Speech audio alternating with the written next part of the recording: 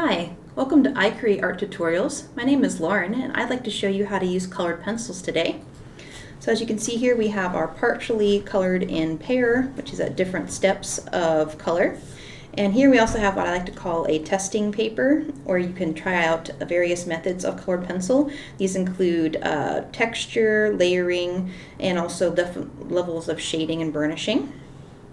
So you can see here, looking at our different colors, I was kind of testing out for the different colors of my pear. This one ended up being the pear's color, this was for the stem, and this is for the leaf. So I was kind of trying out my different colors, and you can see along the bottom here that these colors are very, very bright, and as they get closer to the top, they get lighter. Same thing for here, and also for here. So when you first start applying colored pencil, you might use a lighter stroke, and this is called shading, which I mentioned earlier. And this is good for applying a base color, which we kind of can see here in our pear. There is shading all over this pear, just this very light green, but it's not quite done yet. You can see a bit lower on here, we have a bit more finish going on with our pear. And this is from a couple of things. First of all, there's what's called burnishing, which is once you've added enough layers of colored pencil, you get this kind of waxy, very brightly colored area. And you can either burnish with the same color, or you can also overlap colors, which will make for mixed colors, which we can kind of see here, and of course in our final version over here. This one you can see distinctly, there's this kind of reddish brown and this green, and in the middle these have been combined and they make this kind of darker brown in the center. So that's where some of that mixing came in. And then also there's just a final layer of a little bit of texture, which you can see I tried out here. There's kind of these little brown spots because pears have that kind of spotty texture. And obviously down here we have some of that too. There's kind of the yellow and green and a little bit of kind of brown in the shadows going on. Same thing for our stem and our leaf. We can see where the shading has been started, and then there's a bit more of that burnishing going on as well. So as you're working with colored pencils, you're usually going to want to make sure that you aren't working with a pencil that's too sharp. If you do, it makes it harder sometimes to color in wide areas of color. Another reason you might want a sharp pencil is if you're making very small marks on your piece, usually for texture, maybe at the very end of your image. Most of the time you want them to actually be a tiny bit dull so you can use them at an angle to start coloring in wider areas. So if I want to continue on with this pear and start adding a bit more of this dark green area along the side, I'm going to go ahead and start applying my pencil strokes along the pear. So I pushed a little bit harder, and you can see there's kind of a darker green going on in this image.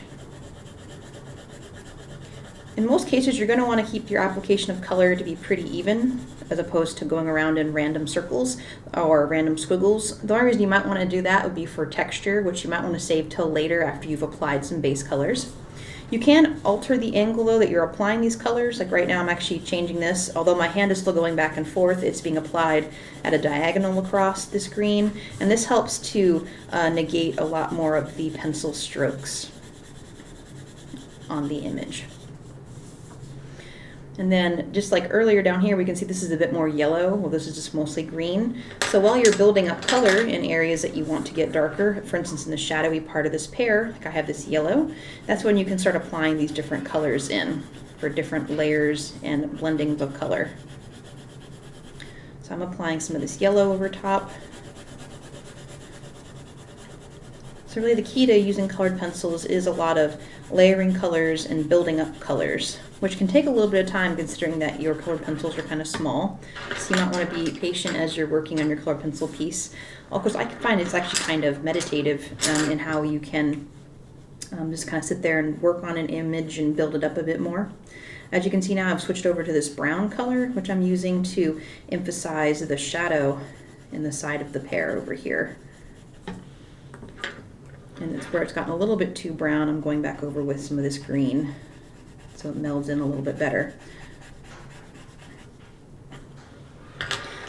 To get a good burnish, also you're going to have to probably change up the pressure that you're using with your pencil. Like if you're doing a very light press, you're going to have to push a little bit harder, typically to really get those burnished levels in there.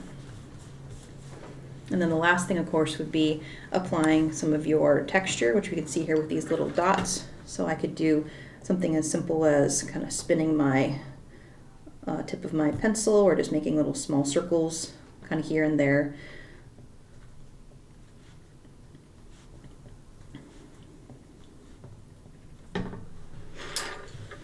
And I would kind of repeat that process all throughout my pair, and usually figuring out which side I'd want to have, of course, be darker and lighter. So you just take your time and you have fun with your colored pencil. And you can get a really nice, vibrant, beautiful piece of artwork. If you're really interested in learning more about colored pencils, you can type in colored pencils onto our website and find our boxes that include colored pencil projects. They'll give you a way more in-depth tutorial than what you've seen here. We hope to see you in some of our other videos, and if you want to check them out, definitely click our little subscribe button up here in the corner. Have a great rest of your day, and bye-bye.